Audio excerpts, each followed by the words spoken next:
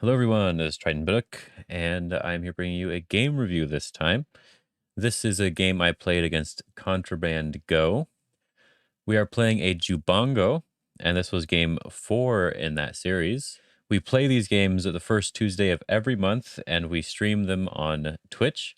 I believe the one in January we are both going to be streaming. Before this, we were alternating sides. So going into this game, Brandon is at 2 wins, and I am at 1 win in this Jubango.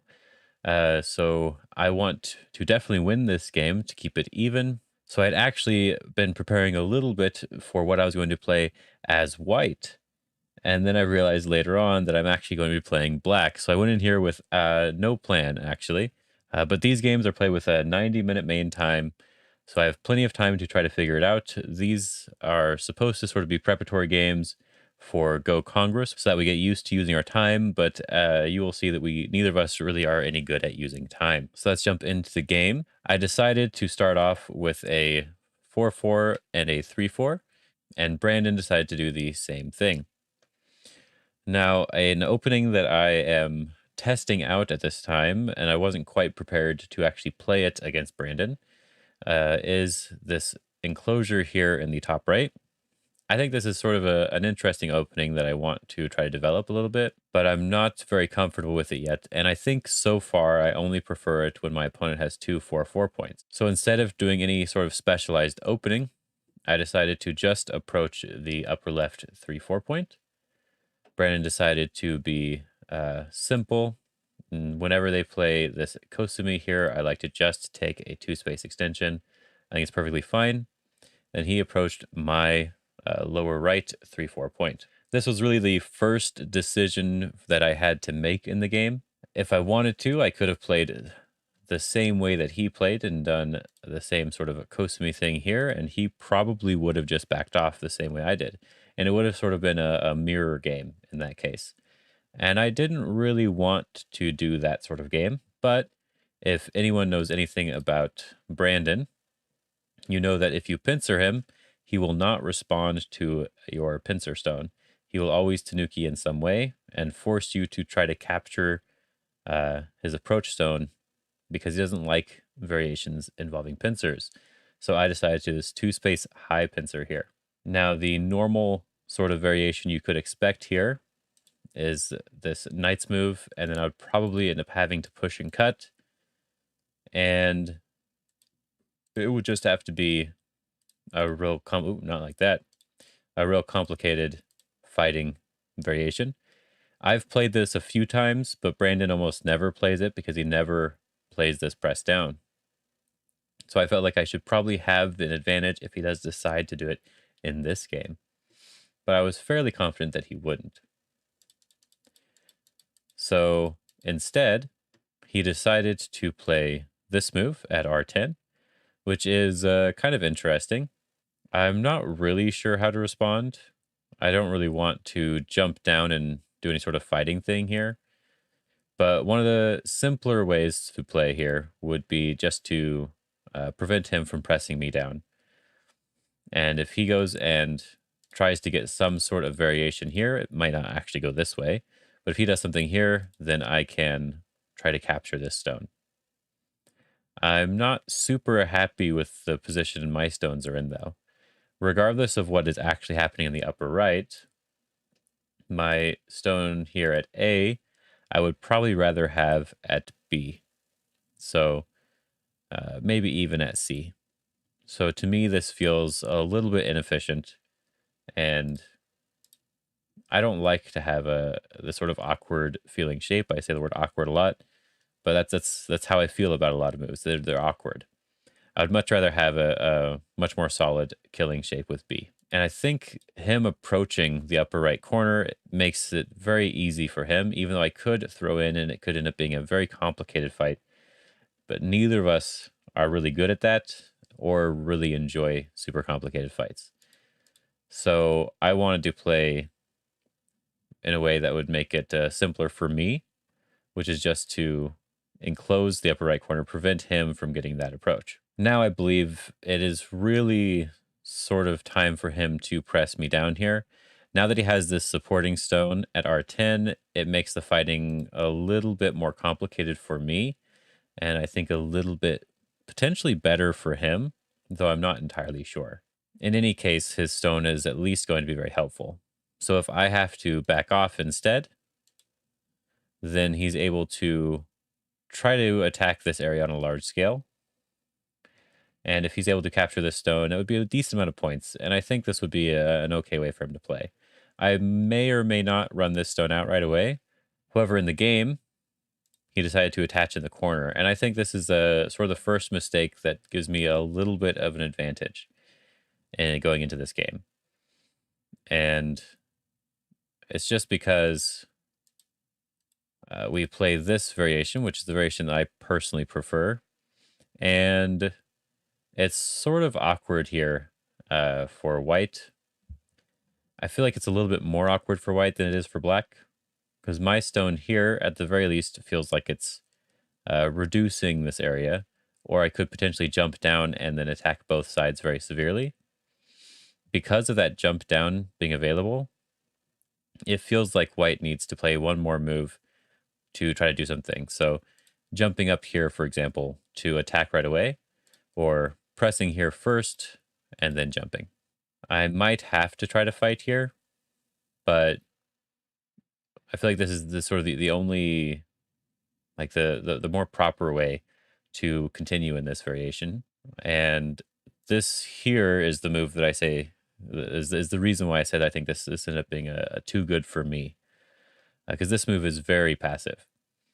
The exchange here of A for B is almost always going to be a good exchange for black, because the A stone is an outside move that has potential to be used somewhere else on the board, and the B stone is really only just connecting these groups, and it's not even a clear connection, because there is a little bit of Aji there if I get some more strength in the area. So because of this, I feel the game is already slightly in my favor, though I would say this is a fairly solid position for white to be in. It's hard for me to attack anything on this board. So I feel like the most common move that you would see next would be some sort of 3-3 invasion here, or approaching on one of the sides. But to me, sort of the vital point on the board, maybe this is more of an old school way of thinking rather than the way AI would think about it, but the vital point for me on the board is actually the top side, because white is able to extend here on the top side, preventing an extension from my enclosure and getting a decent position for himself. And if I'm able to extend on the top side instead, then I can potentially build some moyo or some framework here in the top right. And I like to try to have some sort of potential on the board rather than just take a lot of territory directly. So I decided to play not the 3-3 and to go into the top here at h17. This is actually a move I learned from watching a lot of Baduk Doctor's games. And the idea behind this move is that if white now takes this bottom side, which is big, is that this move here at f17 is actually kind of a severe attack on these two stones. If white just defends in the corner like this, you see that even if we just poke a little bit like this is sort of a co-shape in the corner. This is the carpenter's square.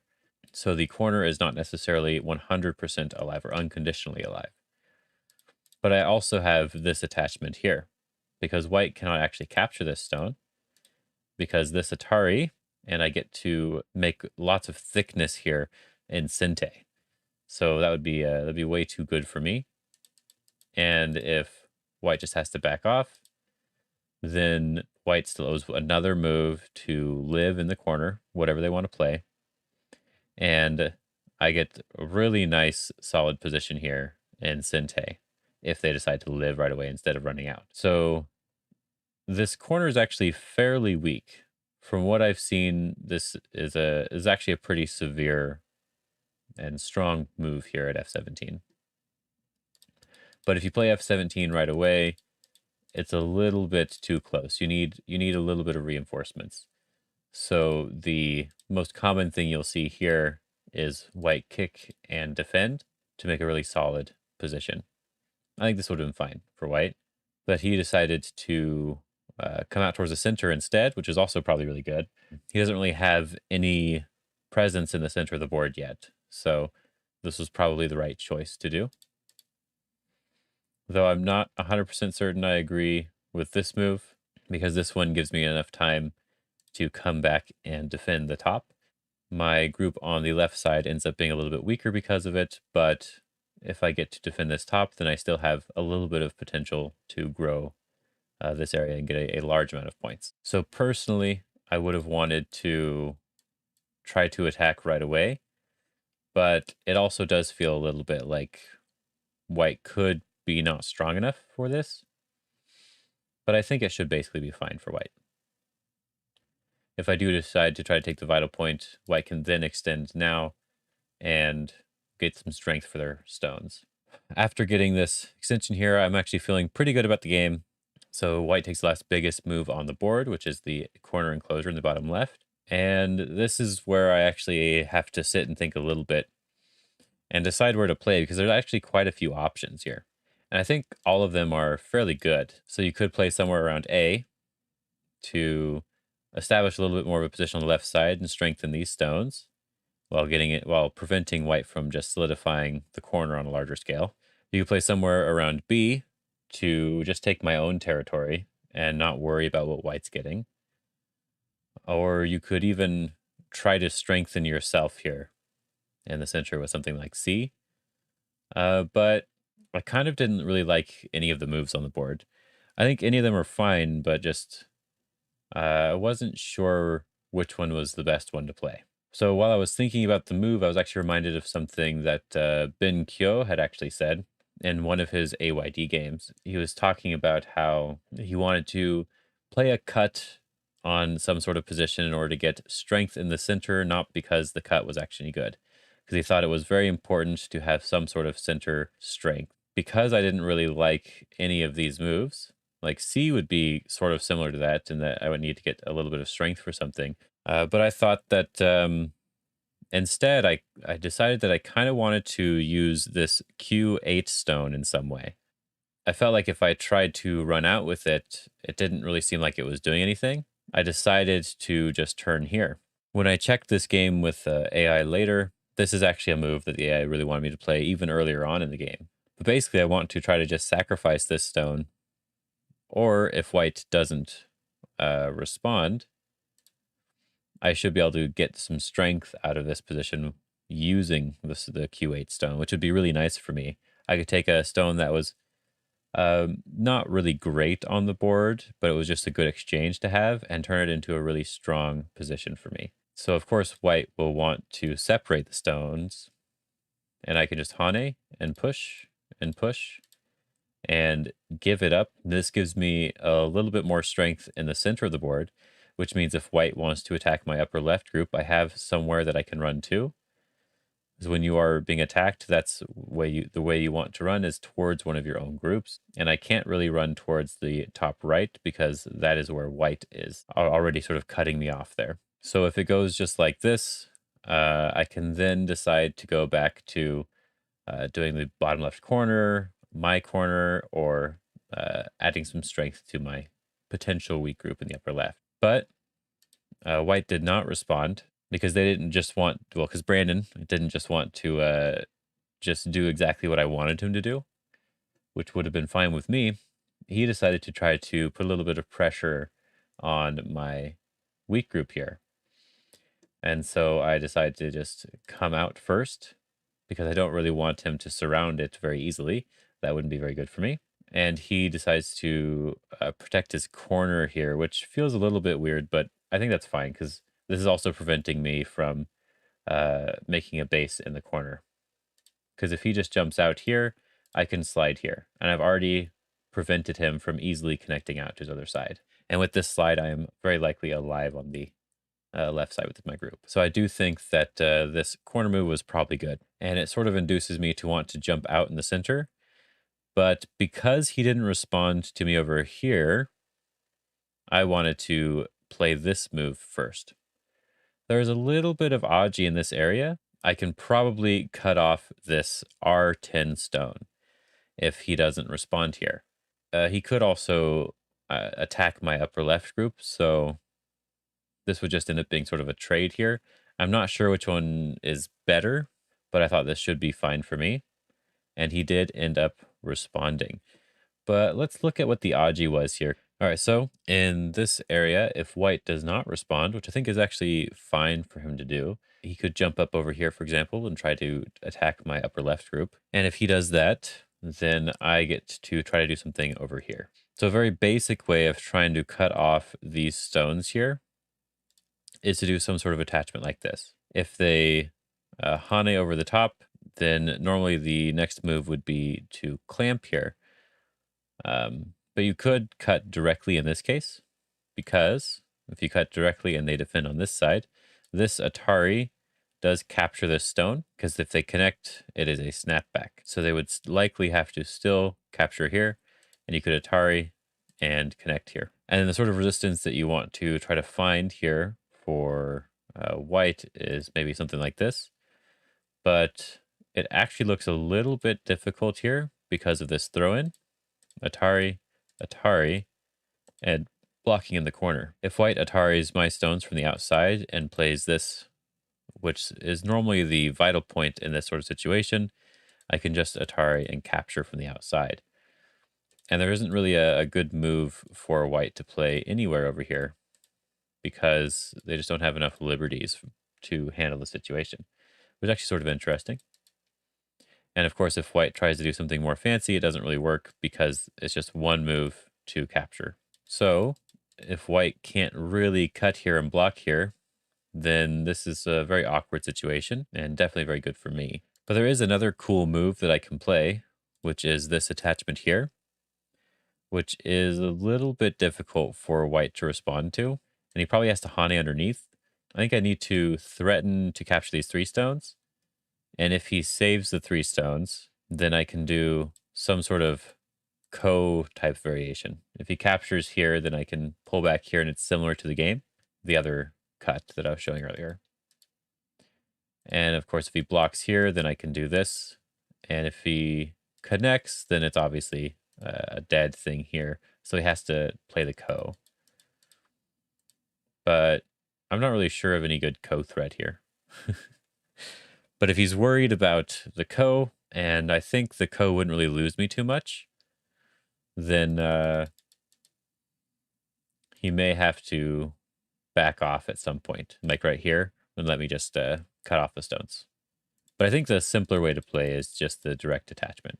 So it makes sense why he wanted to respond. It's a complicated area to read out, and it seems like there's one move that just is a more obvious thing that works. And it's actually really nice here because these triangle stones here, I've already done their job, and I've gotten 2 really good exchanges in these 2 moves here. So my triangle stones are not really important anymore. These are, yeah, these just don't matter because they've already accomplished their goal, their job. So I really have to worry about this cut. I don't really need to protect it in any way. So because I've already gotten some good exchanges in, I can come back and defend my left side group. He decides to take the corner, and I decided to play a move that I normally wouldn't play. It's maybe a little bit of a bad move, but I think like right now, one of the bigger moves is just to play on the bottom side. Because I had made this strength earlier, and I have potential with one more move to make it even larger in this area, taking the bottom side here is actually quite large. I could also try to secure my points in the upper right, but this bottom side is very big. I think this is probably the right place to play. Or to help with my weak group, I could also invade here. Sort of as a nod to Peyton Bigsby, who was on my stream on last Sunday. He likes to make big boxy areas, and so I decided to play this knight's move here to try to turn this into more of a boxy area. And it's a little bit difficult to do that here. If I play too far away and go for the direct box, then white has a very simple move to disconnect my shape, and I can't really secure my top too easily. Because if I push to secure my top side, then I'm ruining my shape on my left side. And if I jump out here, then it would be ruining my shape on the top side. And then if I play something like this one, which is also emphasizing this bottom side, it's still a little bit too loose of a connection. And at the very minimum, white could try to just cut like this. If I'm going to try to build this boxy area, I need to play a move that helps my weak group more than builds. So I decided to go for this one here, which is also threatening a little bit to kill these stones, but it's more so trying to get some sort of a moyo going as well. I like the move. It was kind of fun, but I do think it's probably not the biggest move. It's probably better to play on the bottom or to just defend this group more directly with this sort of invasion here on the left side. So my top side is getting a little bit big. White decides to come in. I have to block on the outside. I can't just let him into my area. He can take the corner, but I get to take the outside. So he does this cross cut, which I totally forget that you can cross cut here. This is actually a very valid move, and it's a little bit difficult for me to find the right response, but I think my weakest stone has to be the P17 stone. So I want to extend here. He can choose to try to live in the corner in some way, but he also has this sort of Atari here, which is a little bit awkward, and I'm not really sure how to respond to this. If he's able to cut through here, then he's able to also gain some potential points on this side. So this is going to be some sort of fight. I probably have to just capture the cornerstone directly, and he probably has to cut off my stone. But at this point, it sort of feels okay for white, and I'm not, as I said, I'm not exactly sure what to do. I would have probably had to spend a lot of time thinking about this one, but luckily he felt that it was better to do the shoulder hit. So he wants to try to just reduce what I have on the outside here. And I think that was very good for me. It makes it so that I can fix my Aji and solidify my territory. Now, this move is also making this cut a little bit bigger here, but this is very urgent to me. After I get this move, this entire area is very solid and I have all these points. I personally feel like the board is pretty good for me, but I should count really quick. So let me count for white. So as of right now, if white gets all of the bottom left corner, including some points on the side here, white probably has around 50 points, not including Komi. And black seems to have around 40 to 45 points, but I also have a lot of potential on the board. So I would say the game is probably fairly even here, but I think it would probably be a little bit easier for me to win in this position than it would be for white to win. So even though white played this move here at Q13 to reduce me and to make this cut bigger, there is a slightly bigger move on the board, which is the bottom side. And if white just takes an extension on the bottom side, yeah, that is quite big, but I don't really have to respond to it because my position is very strong and I can go back and defend my cutting point. So white decides to attach here instead, which is a good way of trying to either get more locally or get this in Sente and go back and get the move that you wanted to play. It's probably perfectly fine for me to just Hane over the top and maybe push to develop a little bit of strength in the center. That way, if white decides to cut here, I can try to just fight back, and I think I have more of a center presence, so I should be able to get a little bit of a better position out of it. I also think of this as maybe being a bit too close to my strength. So I kind of don't want to just Hane and let him connect back up to his own group. And so I decided to just basically pretend like he didn't even play L3 and make my extension as if I'm just going to stake out my large territory here. And if he just Hane's on top and has to run out in some way, then this is just going to be a fight. And the more he runs, the more I'm likely going to be able to defend my cutting here. And I'll be able to strengthen my group on this side, either by connecting up underneath or just jumping out. So I feel like that would be an okay idea for me. But I do think white has to try to fight here on the bottom. So Brandon decided to just cut directly. instead of having to respond on the bottom. But as I have mentioned earlier in the game, these two stones aren't really that important to me.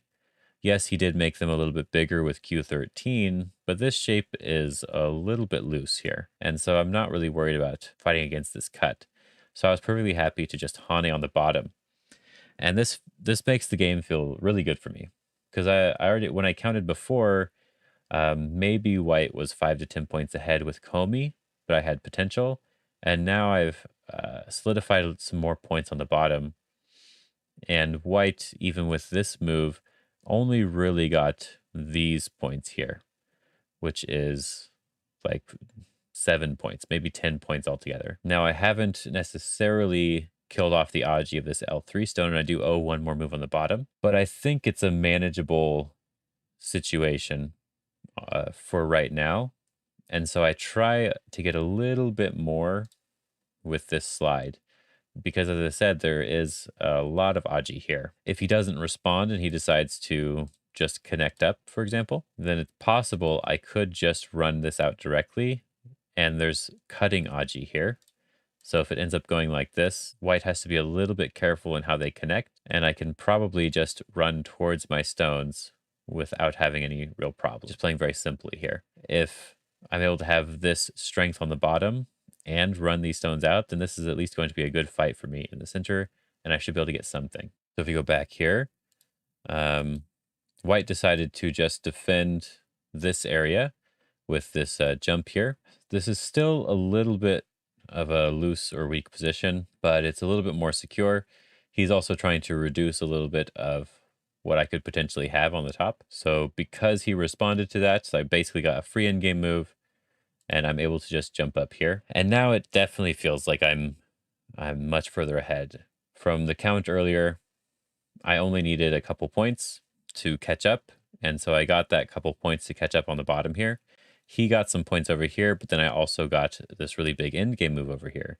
But now I feel like it's a little bit difficult for white to find the right move because my position is actually very solid. It's difficult for white to really grow anywhere. I would say the only place that white can really grow points wise is maybe this side. But because I jumped up over here, I could still potentially invade this and either connect up underneath or jump out. If I'm able to jump out and turn this into a fight, this should also still be good for me. Now, I do have some weakness in my group, though. Instead, he decides to be a little bit more direct in taking some more territory. So I believe he attached here now.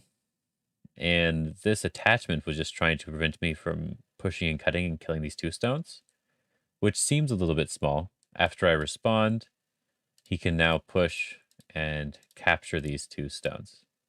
This is really big. There's quite a lot of points. But I think that it's balanced out by the fact that I got to capture this one stone, and now this area here will definitely not be any points. If I just invade here right now, the corner Aji is much more severe, and I very likely have captured this one stone.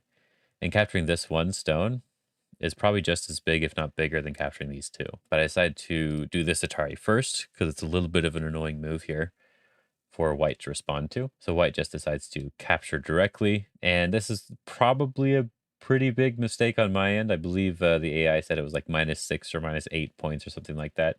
But I just decided to capture here directly. I probably didn't need this move. I probably didn't need to have this extra preparation. Because as I said before, there's this Aji here on the right side because of this really loose shape. So if I'm able to come in here and cut off these two stones in any way, because white tries to fight back too hard, then I really want to have this Panuki here. It feels like I could probably even kill this side if I have this here. If white just backs off when I come into this right side, then I'm probably going to be able to maybe even make some points in the center. And so it felt like a good way to sort of secure the game, because I do actually think that I'm ahead now, especially after getting this capture on the left side, because white's not going to be able to make any secure territory here. And I can probably come in and at least try to get something out of the corner, or whatever it ends up being. I think white probably just needs to defend on this side, honestly, Maybe they can even jump up instead. Definitely this bottom left is very important now. But then I think this is actually the losing move here for white. The rest of the bad moves so far were just sort of slow moves. But this move is just strictly a bad move, in my opinion. And it's this wedge here. So like I said, securing the area over here and preventing me from capturing this one stone is pretty important because it helps solidify the territory in the corner.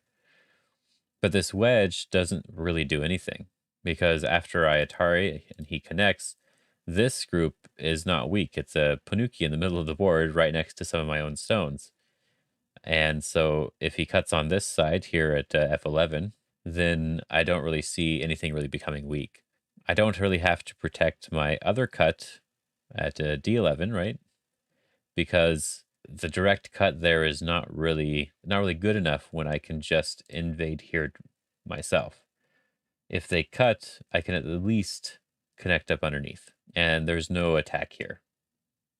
If they Atari here and try to come out in some way, this is actually going to turn into me attacking white, probably. Or maybe I can even just take some territory here. When I checked Brandon's stream afterwards, I guess he didn't really even think about the fact that I could have played this move.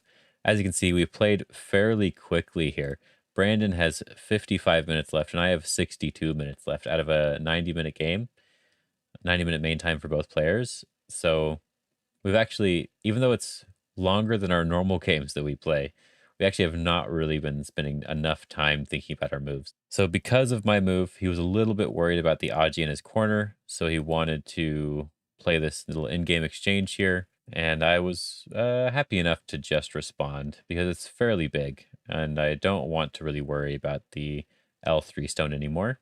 And I think there's probably still something here if I really want there to be. But he seems pretty happy with this, and so he decided to clamp here.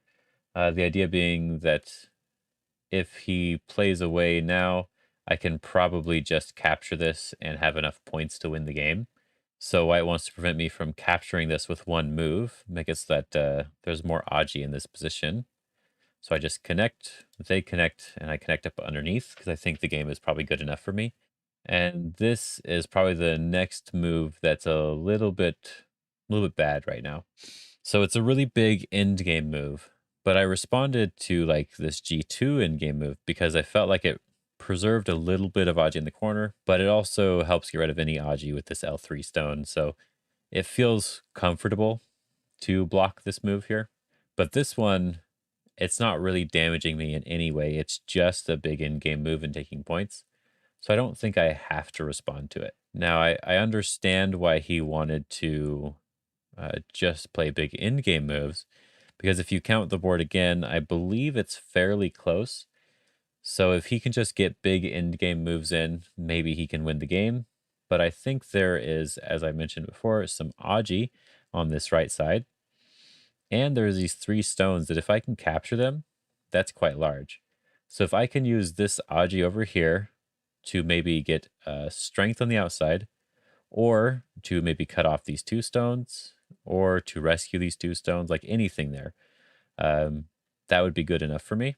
So I decided to play what I consider a very cool move. I don't know if it's the best move here, but when I was looking at it for a long time, and I felt like it was the coolest looking move in the area, which is the nose attachment Tesuji here. White only really has 2 responses to this, and that would be Honey on the outside at A or the inside at B. Anything else, I believe, is not very good because of this thin shape on the outside. So if he like jumps out here, at the very minimum, I could threaten to connect up and just cut off these outside groups and these outside stones. And that would probably be good enough. And so he can't really jump out or do anything there. And if he just turns, I can still sort of do the same thing because I have enough liberties on these 2 stones that if he does try to block like this, for example, when I come out here, there's a lot of Aji in the area. If he defends himself on this side, then I could potentially just cut these stones off on the top. And if he defends himself on this side, then I can probably just surround these stones here, which would give me the strength on the outside. He probably wants to at least defend now. And then I could maybe just start attacking these 3 stones with this little bit of extra strength here. There's probably more complicated moves you could look at, but that's the basic idea here. A little tiny bit of strength, so that way when I'm attacking these stones, it makes it a little bit easier to potentially kill them or to turn some other area into territory. Any other sort of move here is a bit passive. So I think one of the better moves here is A, this Hane over the top, because it's a little bit difficult for me to use the position. If I'm just backing off, it seems like I might not have enough strength on the inside to really fight this. So I would have to do this double Hane here. If he backs off, I can threaten to connect and just cut off the area, which is nice and simple. If he wants to do some sort of cut here, there's a lot of moves I can play, but maybe the very simplest way is just Atari here and connect out.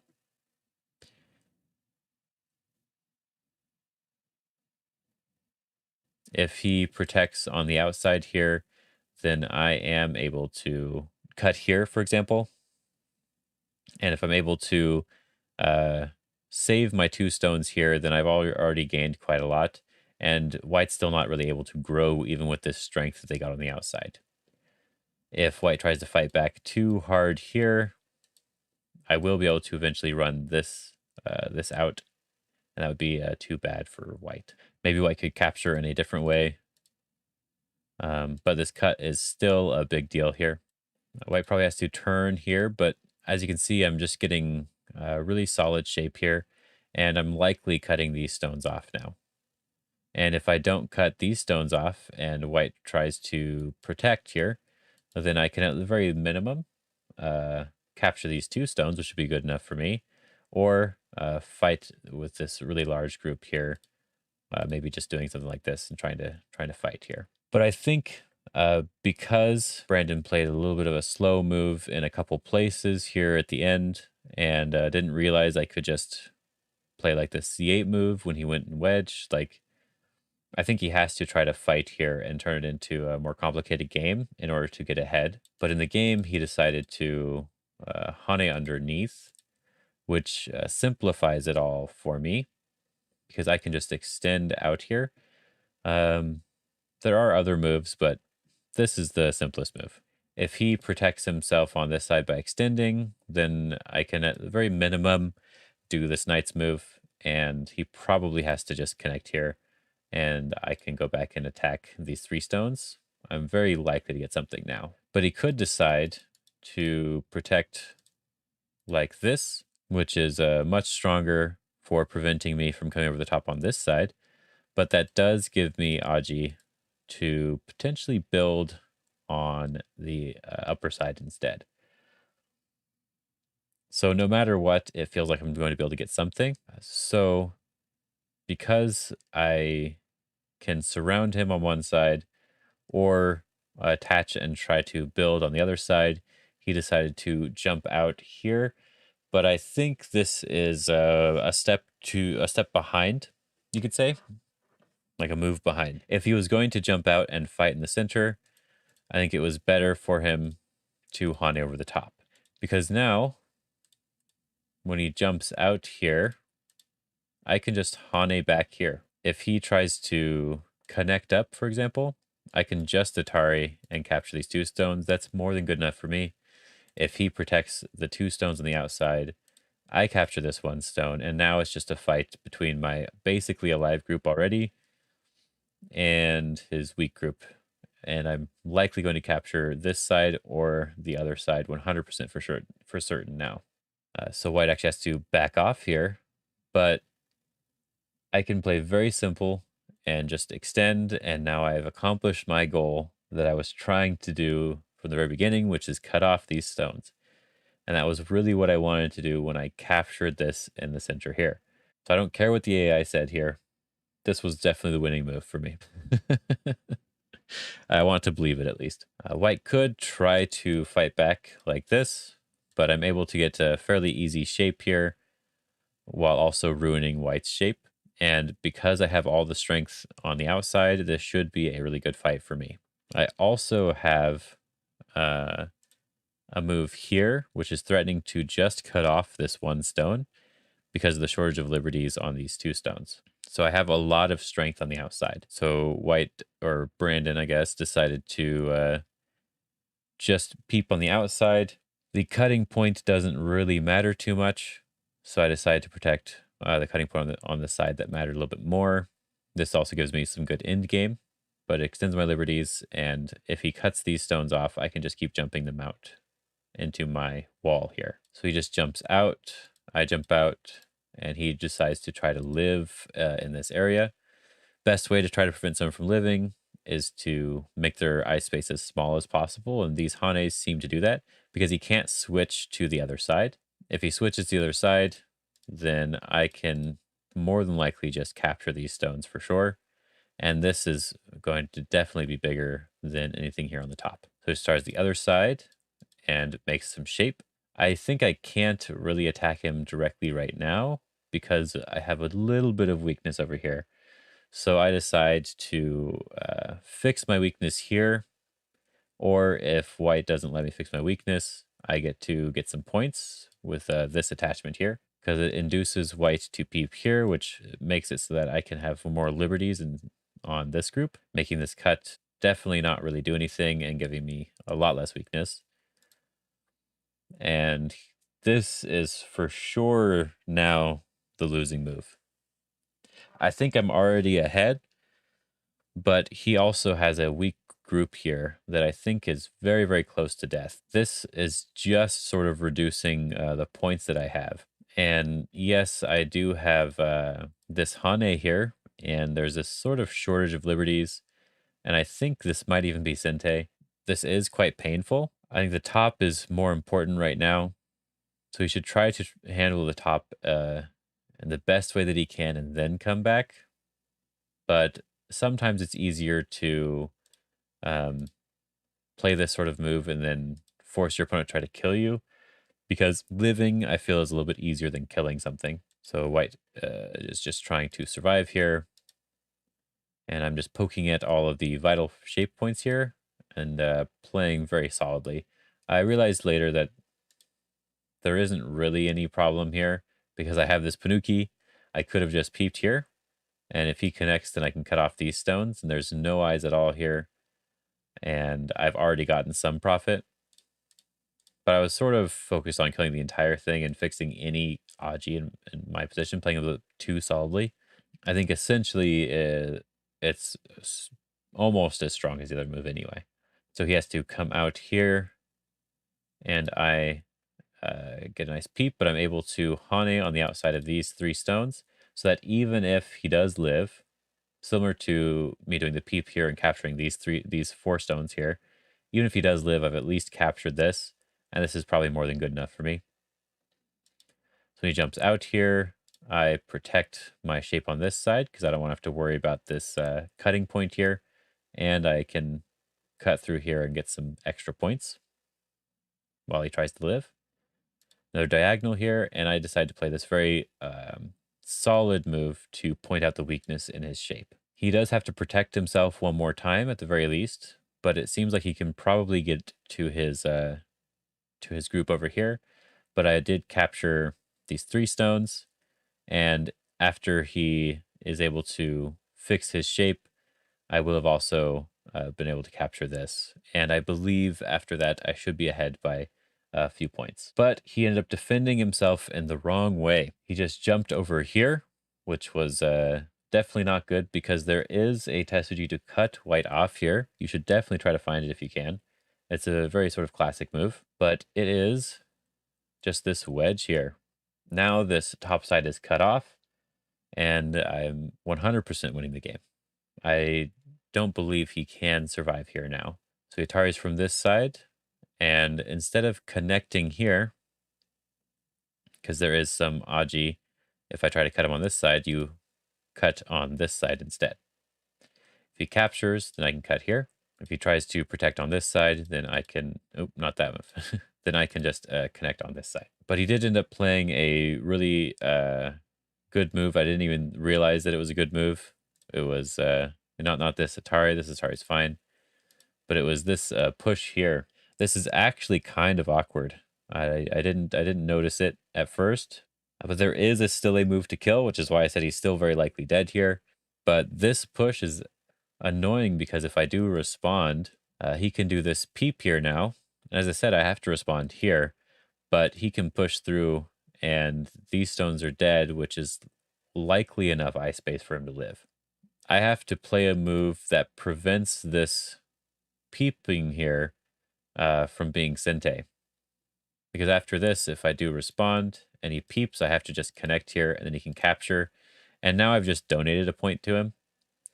I'm probably still ahead, but that was really bad. Yeah, it took a couple minutes here. The move is actually pretty easy to find when you know what you're trying to protect against, right? So after he pushes here, I need to protect against this peeping move, but I can't let him just extend again. Because if he extends again, he's just connected up on this side instead. So there's a really cool move here, which is the empty triangle. I was happy I found this. Basically, if he does try to connect up on the outside, then I can just cut here. And there's nothing he can do because this peep doesn't work because I can capture these 4 stones here, right? So if I connect here, he can push and cut, but then I capture these 4 stones. And the group is still cut off, and because of this nice shape I have here, there's nothing he can do about it. If he tries to fight back in a very strong way, like this sort of wedge here, because I have a little bit of a problem with these 2 stones with liberties, but I can just do this, and I believe, read this in a little bit, but I believe I just extend here. And it would seem like this cut would potentially work again, but it still doesn't. There's a little bit of Aji on the top. That's a little bit annoying to look at, but this peep still doesn't work, even though he's able to get this move here in Sente. Because when he pushes and cuts here, there's still not enough liberties on these stones. I didn't actually read this part out all the way. I could see most of it, but I did not notice for sure if I could capture this. But I thought I could. I was going a little bit with intuition, though I still have plenty of time on my clock. I could have just sat there and read it all out. But after this, the game is most definitely over. I think he played 1 or 2 moves and then resigned. So we did this cut. I connect here to be solid. He makes this eye, and then I just connect up my stones, which gets rid of all the eyes here on the top side. So I didn't actually want this to be a really long review, but I ended up just talking about it. So hopefully you guys enjoyed this. I thought this was actually a pretty good game overall. This was the only game in the Jubango series so far that I was actually happy with the way I played, and it seems the AI agreed that most of my moves were really good. If you guys end up liking this review, let me know if I should make reviews of the other 3 games. That could be potentially fun. Maybe I can get Brandon to make a review of some of them, who knows. But just let me know in the comment section down below, and I will see you guys in the next video. Have fun, everyone.